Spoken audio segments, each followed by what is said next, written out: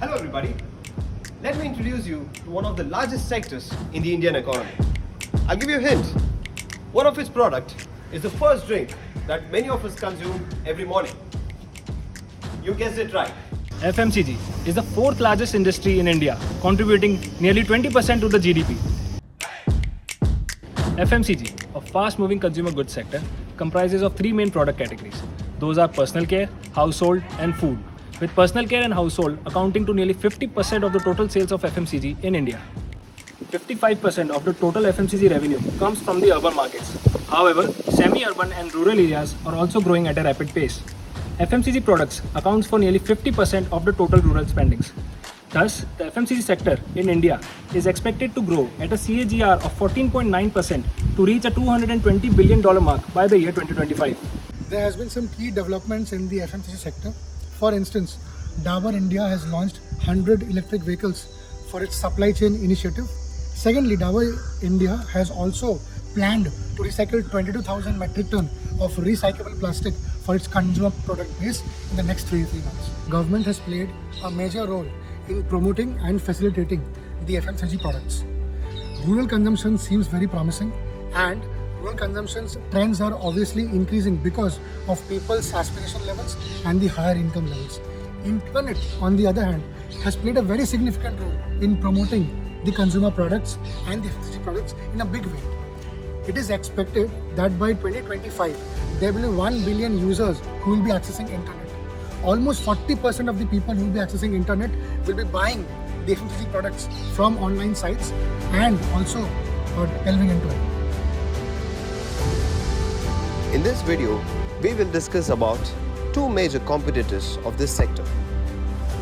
So Parle was established in the year 1929 and they have introduced Parle-G as their glucose biscuit. So at that point of time, Parle-G didn't have any competitor and it was monopoly market for them as they had kept the price on the basis of the demand curve. So in monopoly, the actual cost is less than the market price. So because of that, there will be super normal profit. As we can see, this is the demand curve and this is the price that they have kept and this is the actual cost. And this is the portion where the super normal profit is actually happening. And later on, other biscuit companies like Tiger Biscuits and Britannia, they also entered the market and they introduced their product. So because of that, the super normal profit, that profit decreased, and from monopoly market it became monopolistic competition. Have a close look at this. This is Parle-G, the brand that has maintained its pricing since its inception. Since the last 25 years, Parle-G has been attractive to the general masses for their price segmentation and keeping their prices low as rupees 3 and 5 for each packet. Now, let's look at why Parle-G has been so popular in the rural markets and has maintained its pricing at such a low segment. Hey, come check this. Now, this is the price of Parle-G in 2009 and this is the price of Parle-G in 2022. Looks similar, right? Now, let's look at the weights. Now, this is the weight of Parle-G that has been in 2009 and this is the weight of Parle-G that is in 2022. So, as you just saw, for the same price, Parle-G has been selling a lesser quantity. This concept of reducing the weights while keeping the price constant is called shrinkflation. Can you think of any other product that uses the same strategy? Yes, Maggi, being the driver product for Nestle, uses the same strategy of shrinkflation. In fact, Nestle entered the Indian market with Maggi instant noodles. Currently, it operates in 8 production units and has registered a net sales of $1.52 billion. It also increased its profits by 5.72% in 2020. During the war, the cost of operations went up significantly. As a result, there was a global shortage of supply. However, the demand was still on the rise. As you can see, due to this, the demand curve shifted towards the right and supply curve shifted upwards. Due to the increase in variable costs, the actual cost went up over the market price. As a result, Nestle started to face heavy losses. Due to this, Nestle had to increase their prices as they couldn't absorb the losses anymore. Now let's speak to the customers and see what they feel about Nestle and Parle. We are in the LI supermarket. and we are interviewing Mr. Mohammed. So, just the first question that I want to ask you is what sells more here? As in, if you ask for Parle and the Nestle products, what sells more here? Nestle products. Nestle products sells more. Okay, so in Nestle, what are the items they buy? Kit Kat, Maggi. Kit Kat Maggi. Mainly Kit Kat Maggi. Okay. When you buy from the main distributor, so what do you buy more? What are your buying preferences, brand preferences? Maggi, ito, Nestle, ito, more. So in Nestle, what are the products you buy more? Maggi, Kit Kat, Maggi, Kit Kat. Sunrise, Nescafe. In Parle, you don't buy any kinds of the hide and seek Parle-G. hide and seek. Parle-G. That is the most selling item. The Parle-G, that's So people when they come in your store, they buy the smaller packets or the bigger packets. bigger packets for save money. For saving money, they buy the bigger packets. Okay. So in which item do you get a little bit more money or more margin? Biscuit item. Biscuit items. In Parle. Nestle or Parle? Parle. Parle items. And coffee, you don't get so much of margin. In coffee products of Nescafe, The maximum margin. Nestle chocolates and any other products, Nestle, Maggi or something like that. Your go-to food is Maggi, right? And then Parle, for Parle, All the biscuits. biscuits like examples, Parle-G. normal Parle, yeah. And any other biscuits? Parle is not much. Oh, fine. So what are the buying patterns? Like, do you buy frequently any Nestle products or any Parle products? I will buy generally Nestle products. Nestle products more frequently, like monthly or weekly? It's weekly. It's weekly.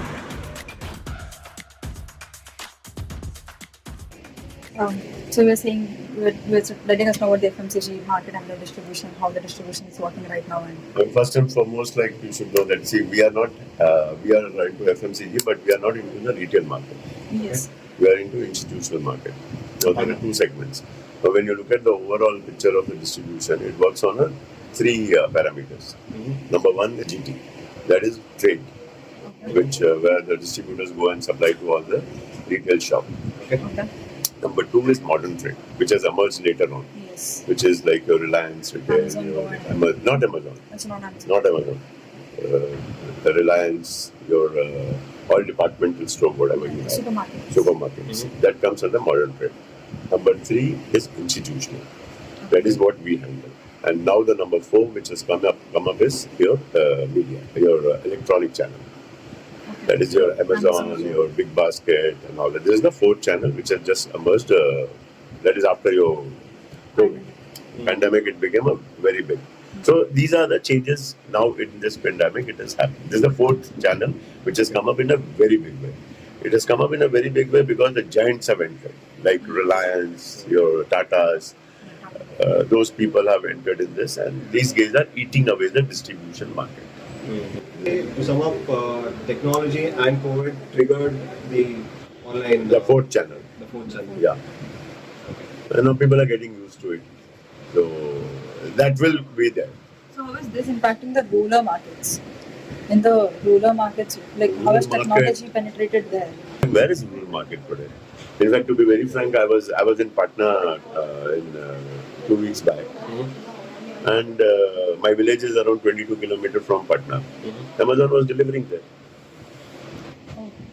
So, but the problem is how many people are ordering on Amazon over there. Yeah. Yes. That's a question mark. Okay, you have the mobile. Mobile is there. Mobile is there with everybody.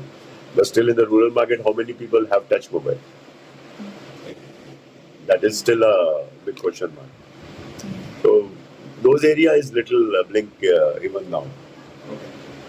And I think it's majorly retailers who serve Correct. all the goods. Yeah, in the rural over areas. there. And what about the brands, sir?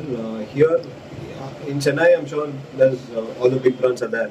But In outside rural Chennai, market, there's everywhere. Rural market, when you look at it, Nestle Sunrise is available. is available. Is available. Hindustan Liver soap is available. Hammam soap is available. They are very strong. So with Nestle, Nestle Sunrise would be available in the rural market. It is available. Okay. Brew is available. But do people prefer to buy Nestle? There's no other alternate. There's no alternate? No alternate. Coffee means either it is brew or Nestle. That is the only thing, even all over India.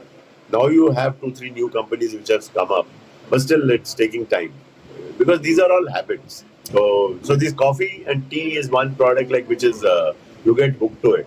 So you normally don't change. As the taste change, you get back to the old one. Old one. So Nestle also has a lot of confectionery, chocolates and all products as well. So Everything. they also have that penetration in Yeah. the market. Nestle, see, there's a Nestle distributor. When I'm telling you sunrise means it's a very commonly used thing. So that means everything is available. All your Nestle products. So now comes the question, can Nestle compete with Parle in the rural market? You heard the retailers, they prefer Nestle. You heard the customers, they too prefer Nestle. And you even heard the distributor. Nestle has a higher value proposition to offer amongst its competitors. Our analysis tells us that Nestle has already emerged as a big competitor to Parle, and what Parle and Nestle does in the future would be an interesting thing to watch.